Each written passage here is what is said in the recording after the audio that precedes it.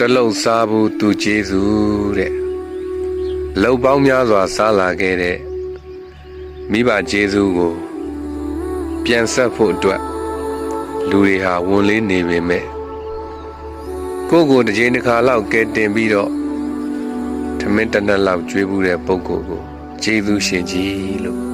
ပြောဖို့အတွက်ဝန်မလေးကြဘူးအမေနဲ့ဖေရှိတော့မှ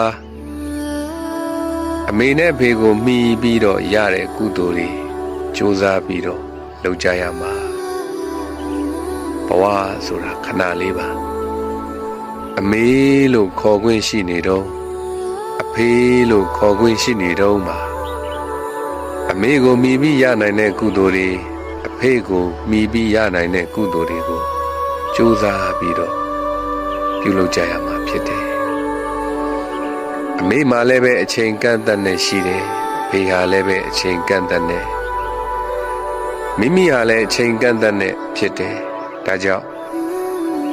တန်ရာတကွေးမှာလာပြီးတော့စုံကြတဲ့လူချင်းချင်းတဦးရဲ့ကျေးဇူးကိုတဦးကသိမြင်နားလဲပြီးတော့ကျေးဇူးသိ၍